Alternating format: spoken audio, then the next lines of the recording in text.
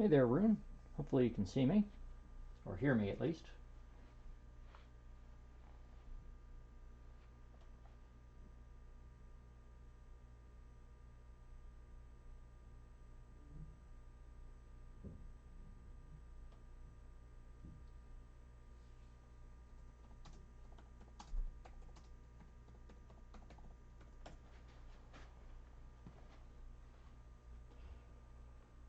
Can you see anything there, Jason or Rune?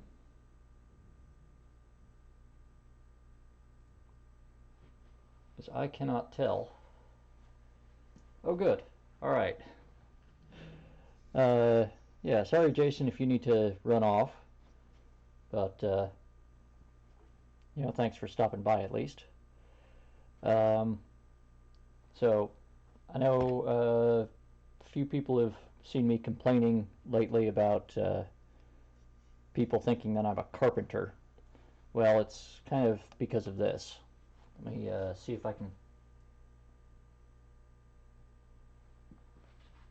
get a better angle on this so you can see what I'm actually talking about. So every so often I'll make these sort of display and practice stands. And a lot of my old ones were pretty rough, and I made them out of sections of old doors that I got off a construction site.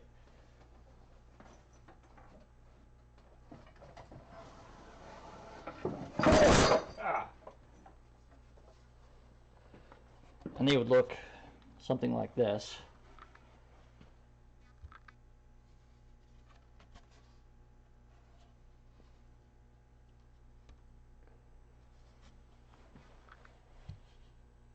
But, at a certain point you run out of sections of door, and so I was working on a couple on the last sections of wooden door that I had, and someone that I know was saying that they were trying to find some display stands because they are really quite expensive, even if you go to the kind of vaguely suspicious suppliers on AliExpress and so on. And they were asking, hey, is there anywhere in the U.S., anyone that makes them? And I was saying, I'm working on a couple right now, and I've got some spare. I've still got a few pieces. I could probably make a few for you.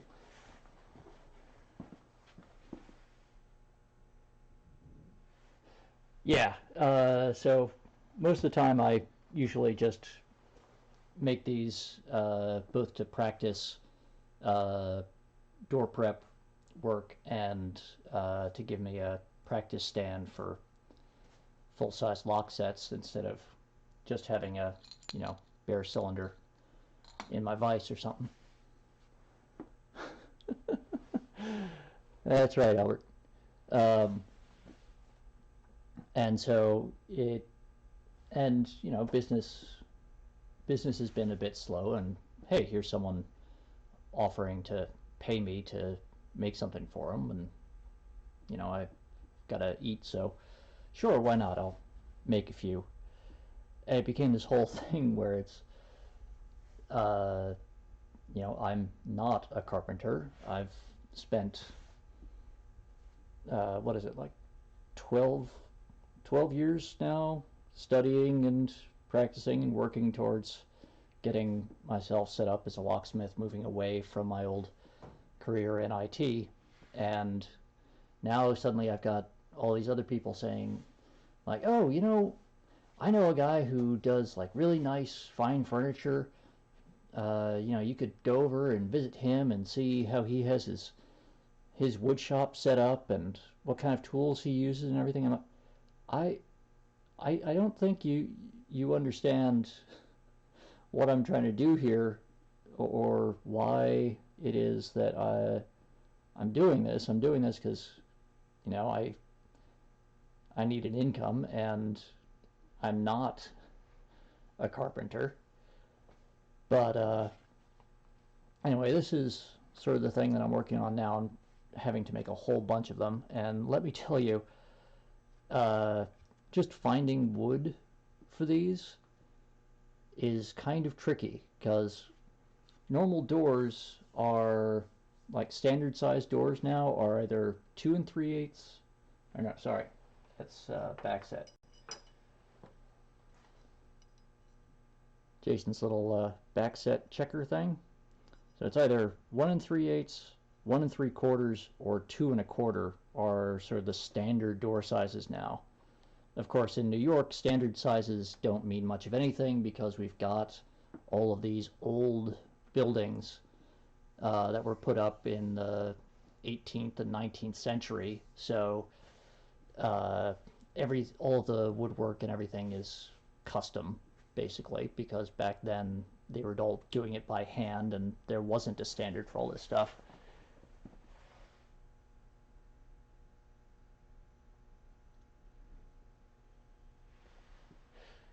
Yeah, so what I'm doing now is, the closest you can get to that without having to go to a lumber yard that will do custom wood for you, or go to an actual like cabinetry shop and getting them to make the thing for you, is you can get dimensional lumber or builder's lumber. It's like 2x4, 2x2, 2x3, 2x8, 2x10. And so what I'm doing is I'm getting a bunch of 2x8s and I'm running them through a circular saw to cut off the edges, give me a nice square profile, and then cutting it down to length and then just screwing it together, which works. It's not perfect, but it's a damn sight better than trying to fit one of these into a piece of wood that's like 3/4 of an inch or 1/8 of an inch wide, and it does look a lot nicer. But if someone's paying you to do a nice bit of woodwork for them, then they expect a little bit more, which is where I run into a bit of trouble, because I am not set up for fine cabinetry, nor have I done much woodworking since my high school woodshop class. But this was a prototype I had made to work out the dimensions for the stands that this guy had ordered, and some of the fine details of it. And I just threw a couple of locks that I had sitting on my shelf here. But the other thing, which got me into this whole mess, is right here. And it's a bit bigger. Let's see if I can get the camera far enough away.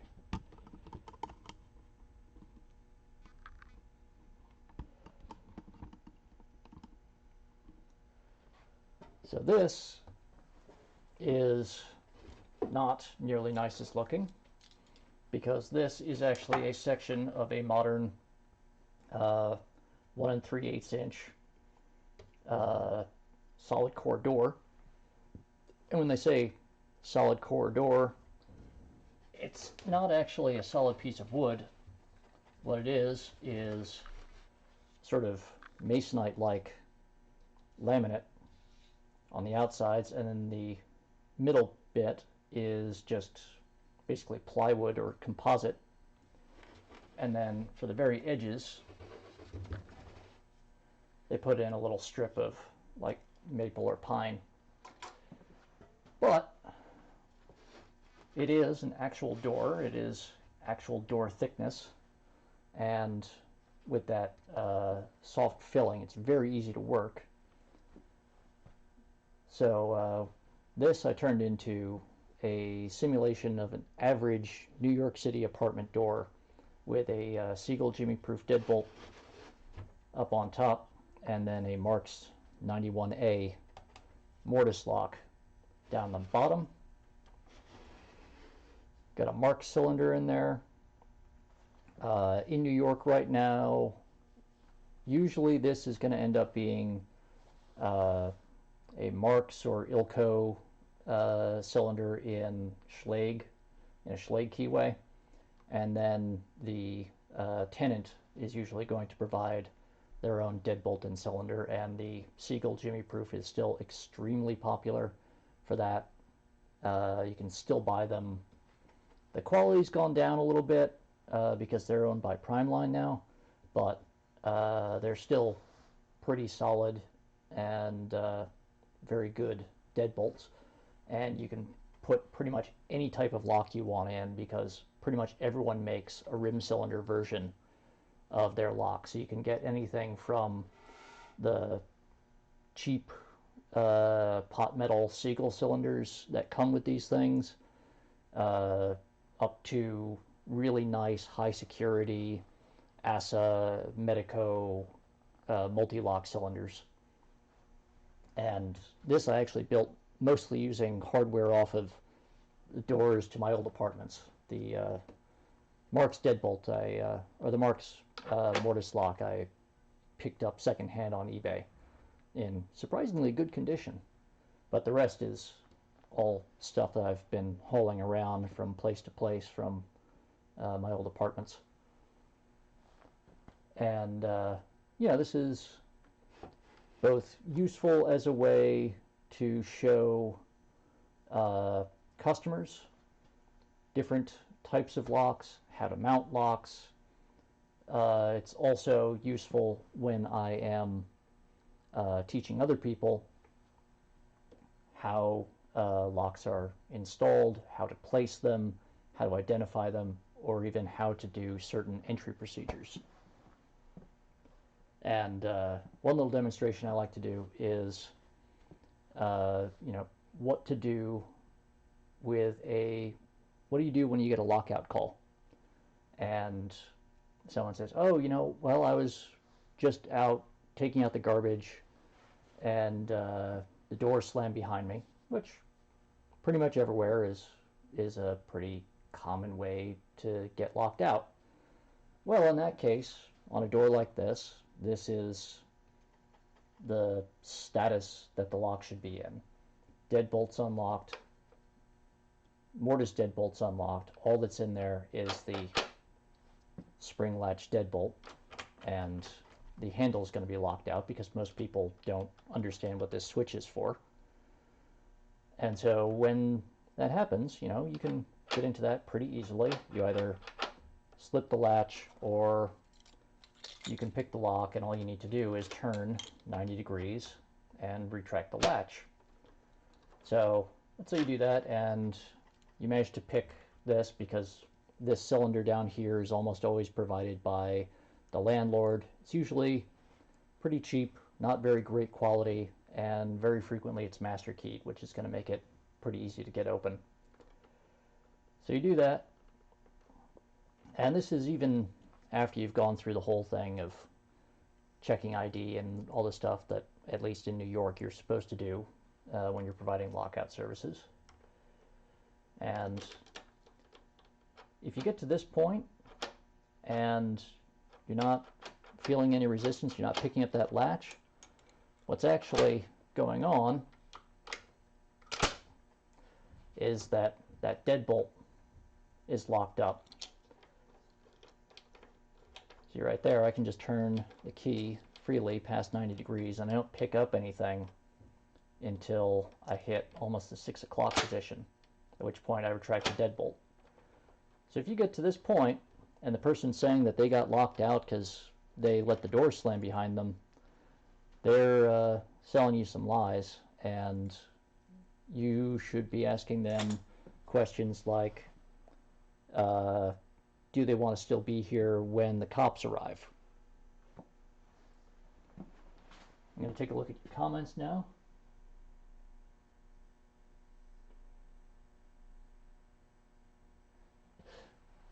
Yeah, Jason, cutting these edges was a bit tricky. It's actually a lot easier because it actually wasn't that bad, because I do have the ProLock mortising jig, which I swear if I ever figure out how to get a large enough piece of wood set up on a stable stand so I can show you how it works. I do want to show everyone that, but the last time I tried it, I ended up dropping a bunch of shop clamps and a big length of 2x4 on my knee, and I kind of like being able to use my knees.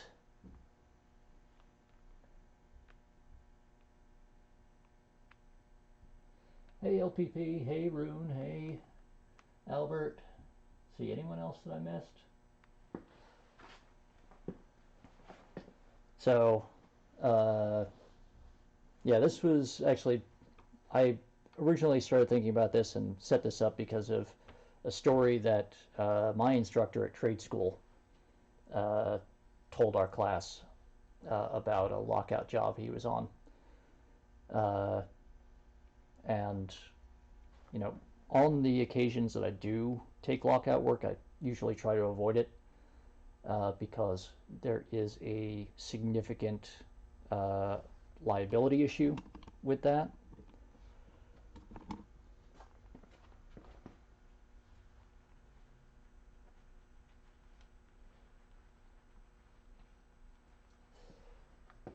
Yeah, Jason, I had looked at the Suber myself, and I've been kind of hoping to get it, but the ProLock one seems to be pretty much the same thing, and the the bits and everything seem to be pretty much the same. Uh, like installing this, I measured it out and everything was square and everything was exactly the right size, but the Mark's faceplate was not the size that the Mark's installation materials tell you it is. Yeah, I've actually started to run out of space on my little pegboard here, uh, but yeah, it's getting to the point where I'm pretty happy with it. Do need to figure out somewhere better to put that hard hat and magnifier visor thing. But until I do that, you know, it'll just take up space, but at some point.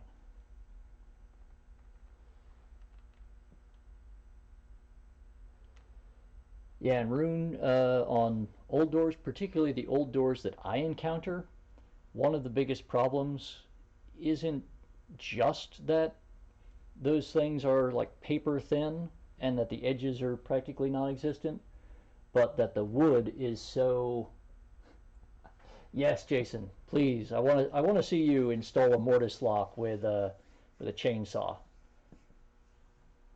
That's going to be fun. But yeah, on those old doors, I mean, this one also. I don't know if you can see clearly or not, but the actual wood there is just this little tiny bit of material, and then this laminate stuff starts to peel off if you dent that wood. But yeah, so this I built because it's a useful thing to, you know, have something that at least simulates the sort of doors that you're going to work on a lot of the time.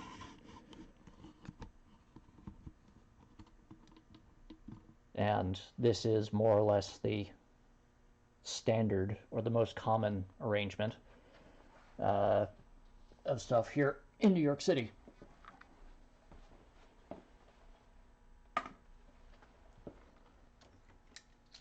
I think when I posted a photo of that on Twitter the other day, I think it was Squelchtone commented that the fact that I had an angle copy of a multi-lock classic on there was the thing that really made it New York. And honestly, I can't argue with that because that was the cylinder I had.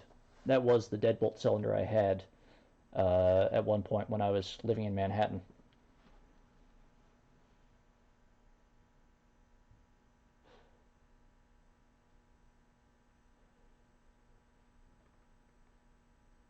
I'm just going to go through the comments again.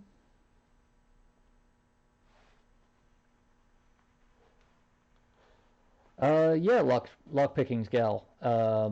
If you can, that saves you some work.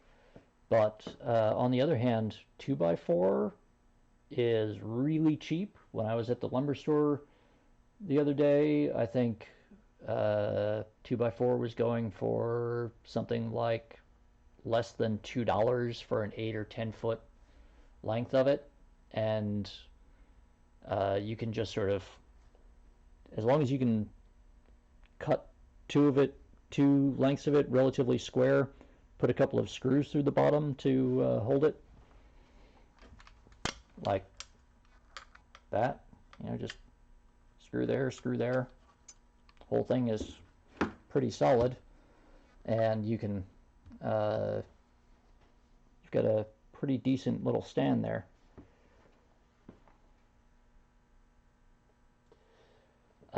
Jason, yes. Well, I don't run across many multi-lock cylinders when I'm doing lockouts.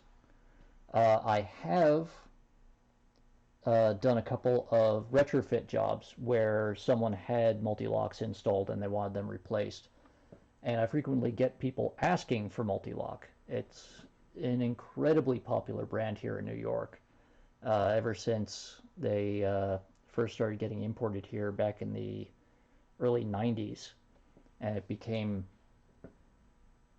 it was just really popular because it was very new and very different.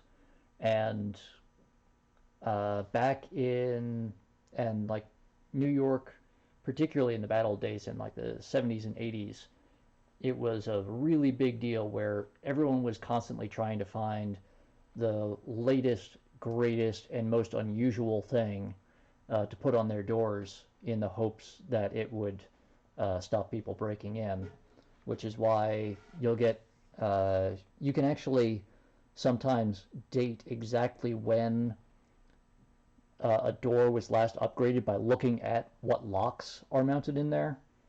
So I moved into a place one time that had a tubular lock rim cylinder for a Siegel deadbolt, and I could place that pretty accurately to a very brief period in the around like 1969, because that was the prevailing wisdom for several years right around 1970, to the point where locksmiths were writing columns in things like New York Magazine suggesting that as a good solution for a high security deadbolt.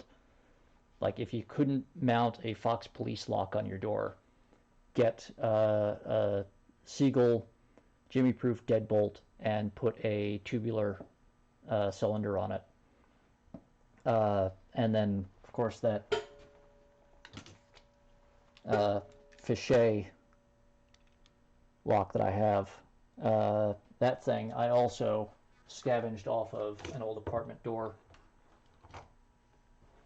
And so, yeah, so multi-lock became really, really popular in New York because of that constant sort of quest trying to find something new and different from everything else. And multi-lock really was new and different, but it's held on partly because it is really, it actually is a pretty good lock. And also because now, because they were so expensive when they were first being imported, it's got a little bit of cachet almost, where if you have a multi-lock on your door, people think you have money. It's kind of funny that way. I mean, they are still a bit pricier than others, but like Medico still has, like, every single cylinder type they've ever made is still priced almost exactly the same as it was 50 years ago. I'd have to pull out the catalog, but I think Medico originals are still something like $160 to $210 if you get them new.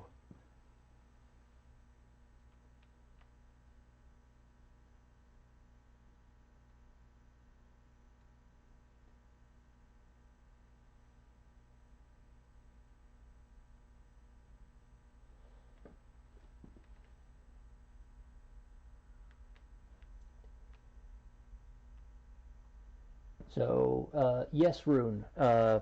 Absolutely, having a couple of stands like this with different sorts of cylinder preps for have at least one that will take some sort of mortise lock fixture, even if it's a little auxiliary deadbolt like this. Uh,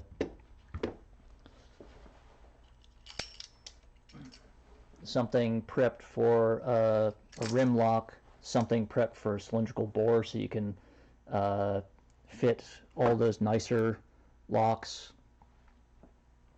in a housing with the actual bolt work attached. Really, if you really want to get good and you really want to practice under practical conditions, a stand like that where you can actually put the hardware in,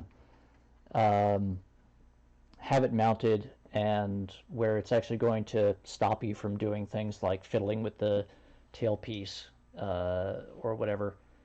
And especially because you can stand it up on a table or on a low shelf or a chair or something to adjust the height and get it into awkward positions. Very good thing, both if you want to get good in lock sport or if you want to practice your practical locksmithing skills.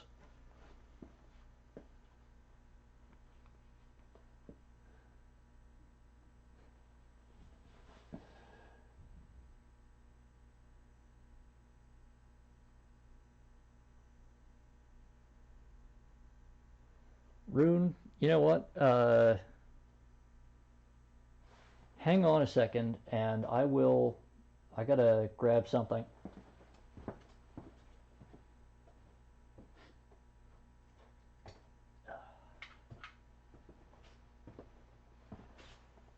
So, Rune, I know you were just saying how you know, try to recommend to people that they replace locks every 10 years. And certainly with newer locks, particularly the lower end, like grade 3 and even some grade 2 stuff, absolutely replace it every 10 years at a minimum. Because between wear and corrosion and just the build quality of a lot of this stuff, you know, that's the sort of useful lifetime you're going to get out of those. But on the other hand, here in New York, I do a lot of work in some of the older areas of Brooklyn and Manhattan. And so I'll come across stuff like this, still in use on a door. This one, I don't know if you can actually read the name, but the manufacturer's name is stamped on the face of the deadbolt there. And that says Mackerel and Richardson, New York. Nice little script there. The building that I'm in right now, in addition to a bunch of slightly more modern Siegel rim hardware, still has an operating Sargent entry mortise set in the front door that was probably put in around the time that the building was new, which would make it something like 130 to 150 plus years old.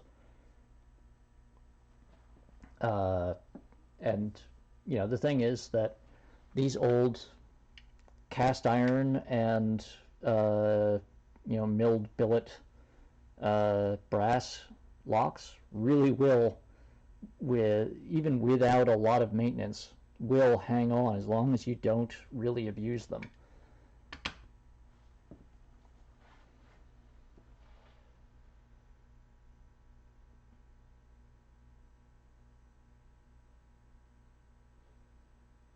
Hey, Saspes.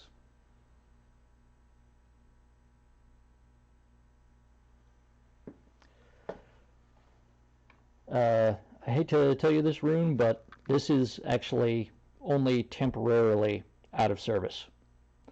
Um, this is waiting on a new key and some cleaning and a new spring. And then it's going back on someone's cellar door. Same with this guy. I have to get all the paint off because this thing is just all sealed up and loaded with rust. So if this can be restored, it will be. Otherwise, I'm going to have to spend a lot of time combing through the junk shops and charity shops. I don't know if they had them anywhere else, but here in New York, we have a place called Big Reuse or Big Reuse, and they're a charity shop, kind of like Salvation Army or Goodwill, but their focus is on trying to remove construction waste from the waste stream. So they work with the local sanitation department and construction companies, and they will take on all manner of furniture, architectural details, like mantelpieces and molding and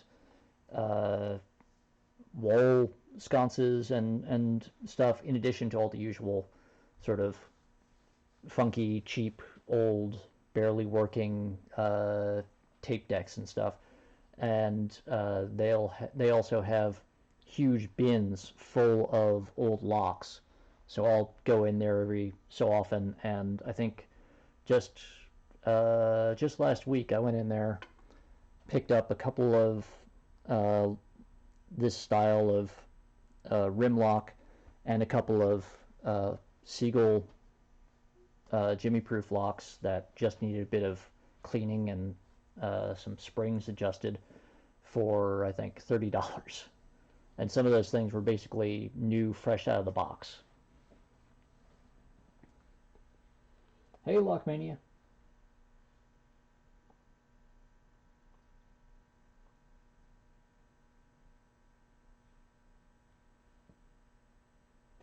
Oh yeah, LPP has been working up a sweat trying to finish up his new video series on practical lock picking and practical testing of locks, which I have to say I really like the idea, and I would certainly like to join him in that if I could set up enough test jigs and everything.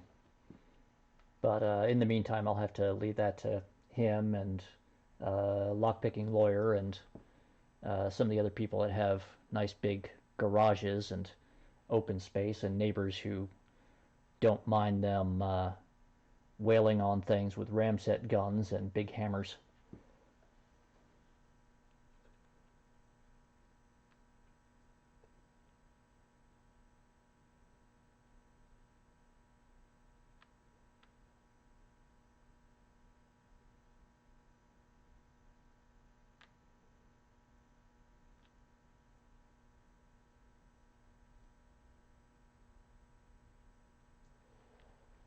Yeah, we also have here in New York. We also have very much non-charity sort of consignment store places.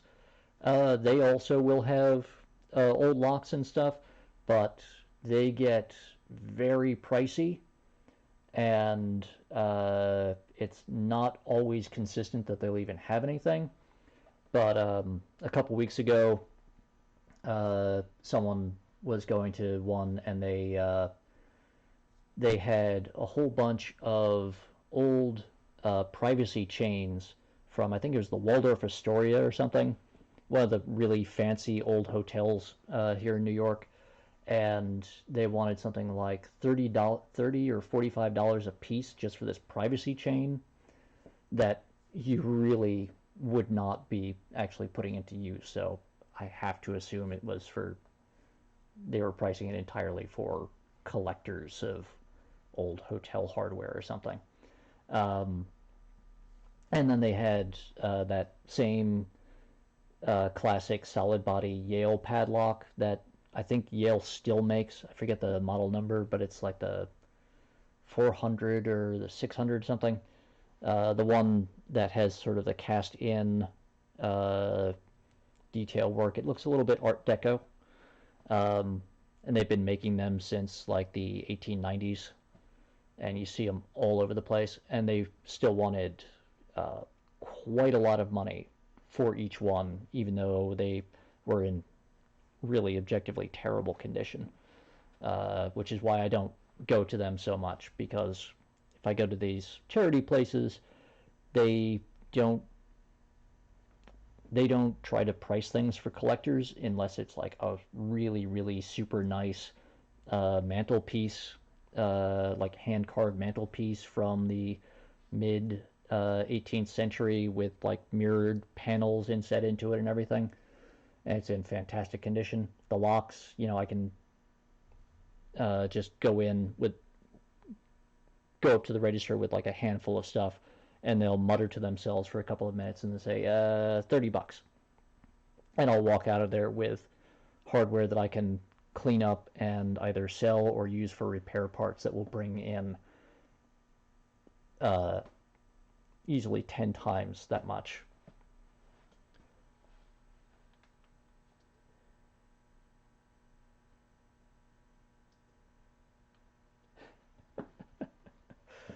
Yeah, you got to be careful about that LPP. Don't try to pick locks on a moving vehicle. I mean, unless you're also on the moving vehicle and you're like inside the vehicle, and the lock is inside the vehicle, and even then, you know, it's kind of dangerous. But yeah, I know LPP. It's something like 90 degrees where you are, and I think I don't know if Tyler's here, but Tyler I think is getting weather like that as well in Georgia. Up here, uh, we're kind of lucky in that it's finally getting to be seasonally appropriate weather. So we've got it about 70 degrees or so today, but then it drops back down to like 50 degrees or the high 40s every night.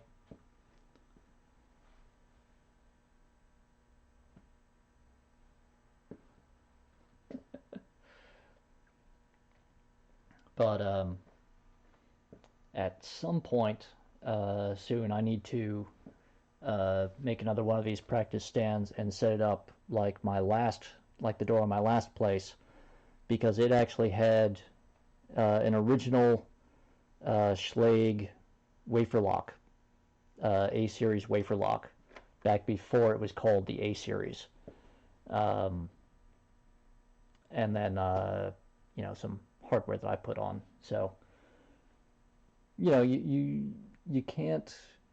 There's only so much testing you can do of the stuff that you're actually putting on your door. Uh, and so now that I am not living there anymore, and I have equivalent hardware, I'll probably put together another one of these stands and set it up that way and see what I can do on it.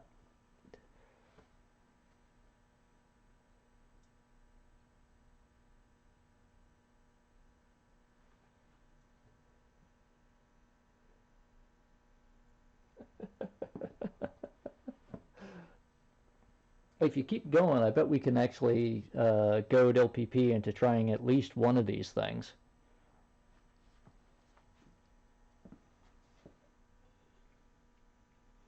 Oh. But let's see. How are we doing on time? All right, we've got just under 20 minutes, I think. So I'm going to put this guy aside, and we're going to get a bit closer to the workbench once I clear some things away.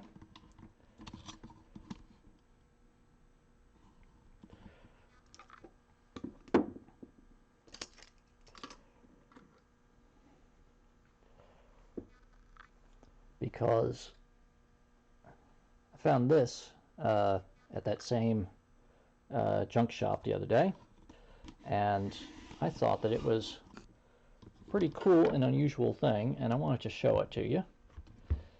So let's get that down there, and we'll get the right size screwdriver off the wall there. So this is a Russwin mortise latch from, it's a little bit hard to read these, but I think this is January 5th, 1907, and August 21st, 1909, and October 26th, 1909.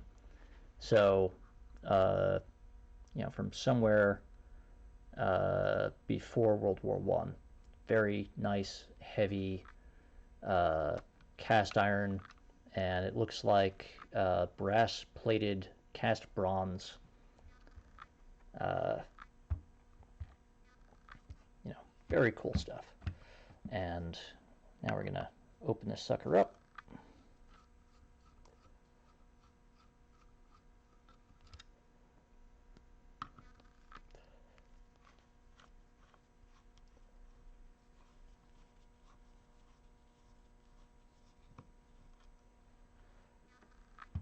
Oh, LPP's getting down in the mud. Very carefully lift that off. So this looks like it is model 1456L. It has a 2.5 stamped on it, which looks about right for the back set.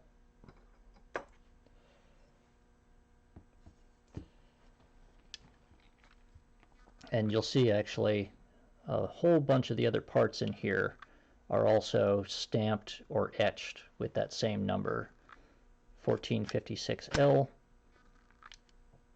There's a 2.5 cast into the other side of the body there. And this is actually one of the more unusual solutions I've seen to the concept of a dead latch. So right now, both sides of the spindle hub are unlocked. So you can just turn the handle to retract the latch, or you could turn the key and retract the latch. And this thing doesn't really seem to do anything, right? Well, but you've got these two switches, or buttons, and when you press the bottom button, it locks the outer spindle hub, and now we see that this, so that's the only thing that's moving there. But now, when we press in this is the equivalent of the dead latch plunger on a modern cylindrical latch. That lever flips down, and now the latch is locked solid and can't retract unless you turn the key, in which case this lever lifts that out of the way and retracts the latch. And then when the door is open, this pops out and holds that lever out of the way. I just thought this was very cool. Very, very complicated by modern standards, but the just all of the brass work and everything is really beautiful, and just seeing how this mechanism works is really quite interesting. And the other thing is, for being over 100 years old now, this thing really does just need a bit of cleaning, because this is in amazing condition. The finish has a few scratches on it, and there's a bit of paint on there, but hey, that can be fixed easy.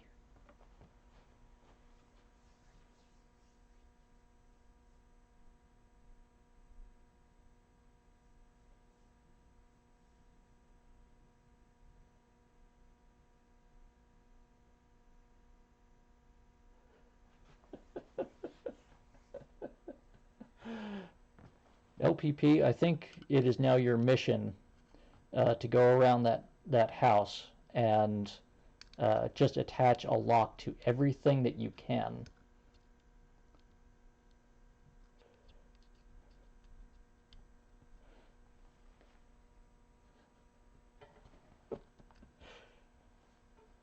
Hey, LPP, putting a lock on the toilet is important if you want to make sure that visitors don't rack up a big water bill.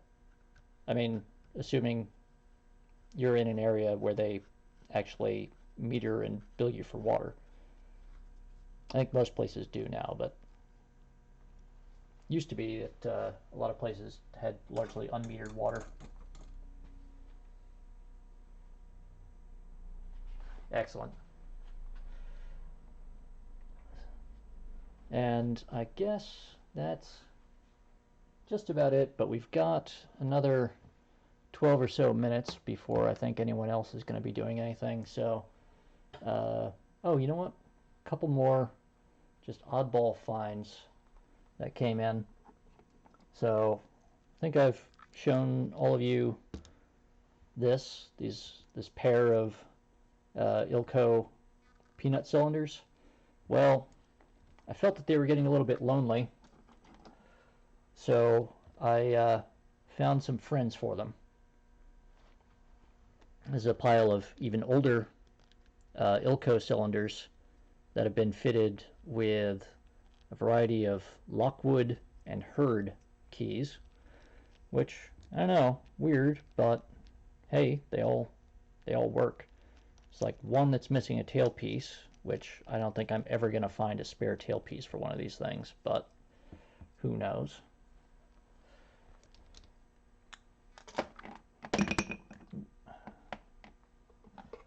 And just because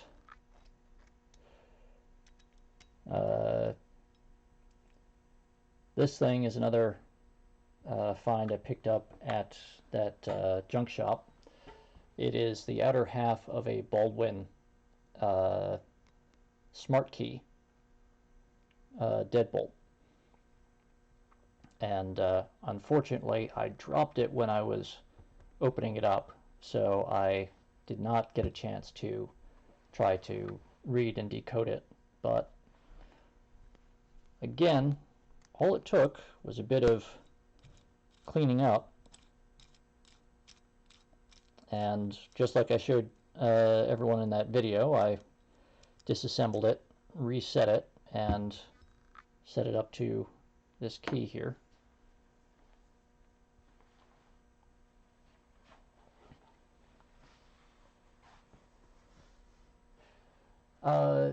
Jason, I did not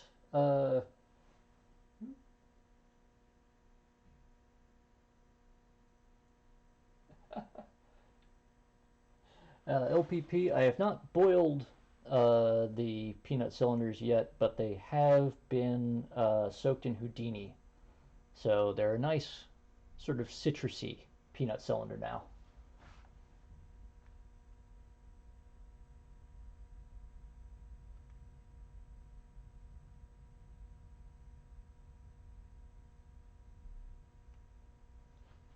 And you're absolutely right, Jason.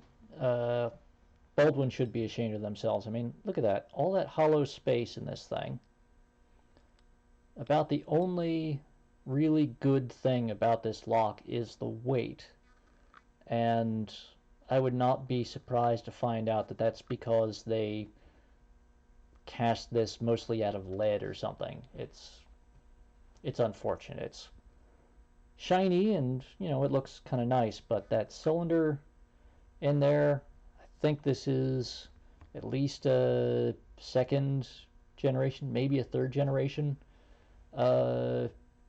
smart key. So you know, it's got actual metal in it and everything, but it's still just kind of unfortunate because really these cylinders are not great for anything other than frustrating you when you try to pick them.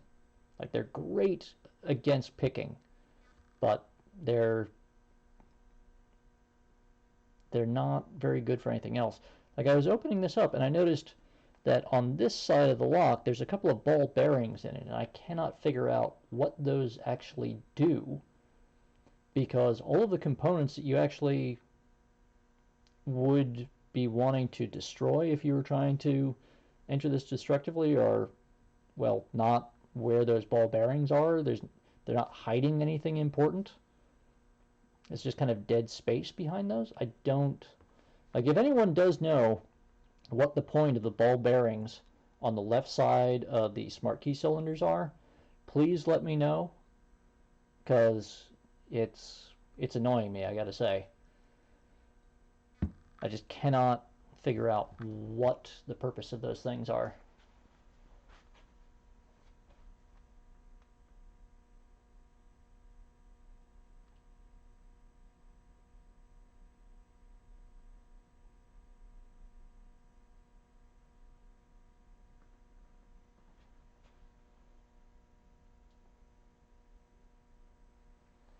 LPP, yes, you absolutely should get some Houdini, and I think I've got it on my phone, so I will put it on Twitter in a few minutes when the stream is over. But for April Fool's Day, someone, one of the locksmith suppliers, posted a joke advertisement for Houdini as a men's aftershave scent product. Um, which I have to say, I think the smell of Houdini is a lot better than the smell of WD-40, which was another running joke at my trade school, that WD-40 was the locksmith's perfume. Uh, but honestly, no, don't put WD-40 in your locks.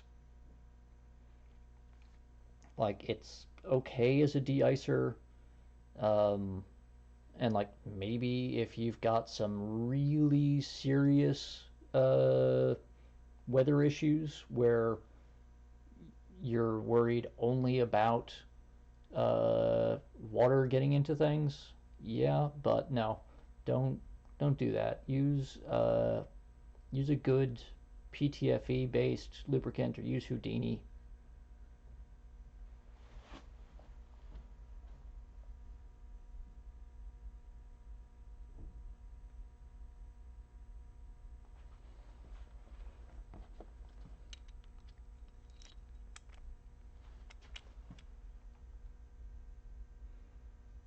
Let's see, aside from some dirt in there, looks like that says 5041558.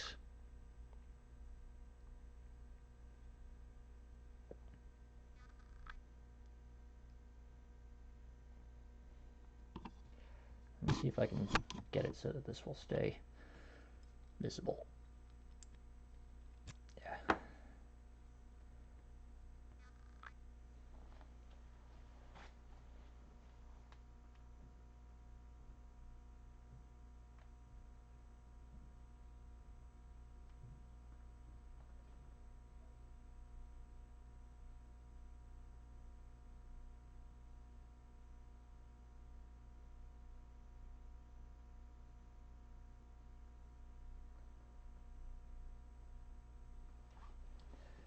Yeah, as a like a preserving agent, um, WD-40 is pretty good. It does a great job of, keeping the moisture out, which is important for uh, preventing a lot of forms of corrosion.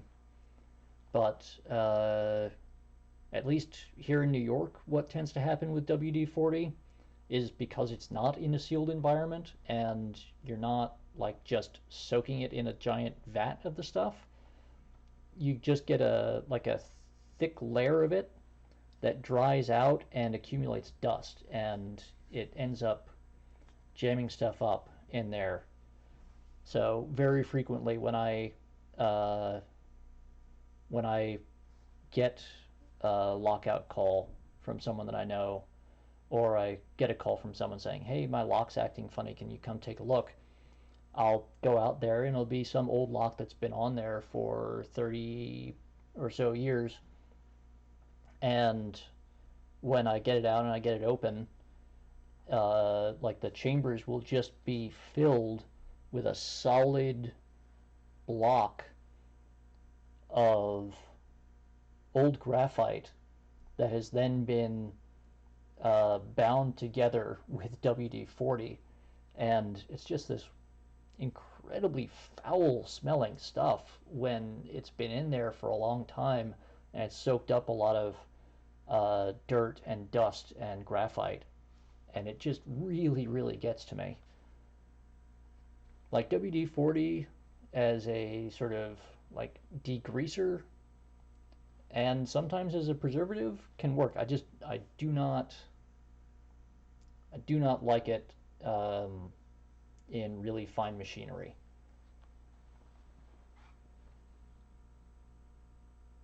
That's exactly right, Rune. The WD stands for water displacer.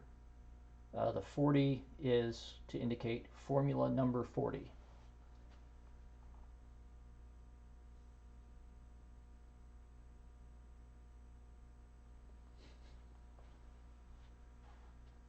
Well, hey, Jason, if you keep doing this, you can take one of those cylinders that had just graphite in it, then spray some WD-40 on it and see what that's like after a year.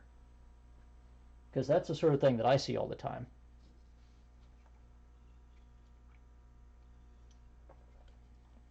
Stuff with piles of ancient graphite in it that then gets sprayed down with WD-40 and then is allowed to harden for like 3 more years.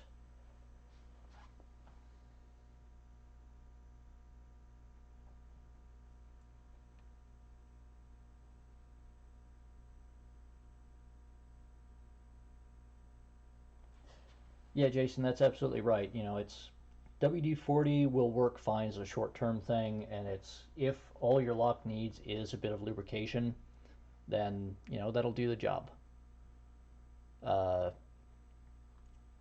it's just if I'm working on something, I'm gonna try to avoid using it, except as an emergency thing. Thanks for stopping by, Lockmania. Thanks for being here, especially so late because of where you are.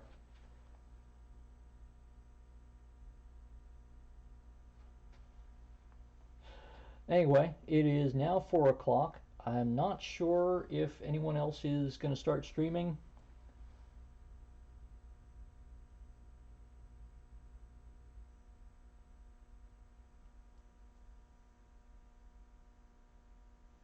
Okay, let's see if I can do this real quick. Lockpicking skill. To get WD-40 out of locks. Well, first of all, you're going to want to remove those broken keys. Save the parts of those keys if you can get them out, because you can use those to read the biddings and get new keys made. But to get the WD-40 out, you want to disassemble the locks as much as you can.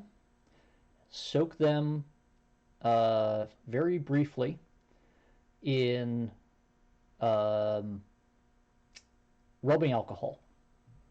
You don't want to leave it in too long because that will actually accelerate any corrosion, and it will sometimes eat away at the clear coat finish on like the polished brass hardware. But give it at least a few minutes. Let that rubbing alcohol soak in. That will dissolve the WD-40. So then dump that out really well, and then run that through first soap and water. Try to clean all of the alcohol off, and then just clean running water to get rid of the last of the soap, and then let them dry for a couple of days so that there's no more beads of water, no more water pooled anywhere in there, and then you can apply pretty much any lubricant that you want.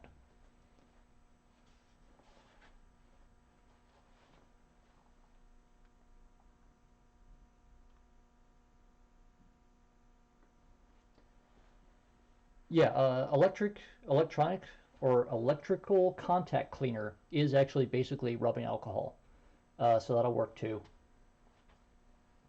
It's just you want to make sure that the rubbing alcohol is then also removed before you apply any sort of long-term lubricant.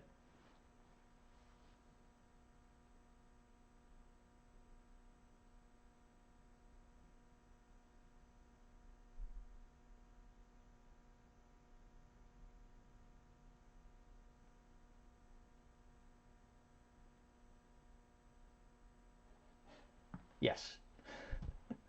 Okay, so it is now a bit past 4 o'clock. I want to thank everyone for coming out. If you do have any questions, this will be up as a regular video on my channel in a few minutes. So, leave some comments in there.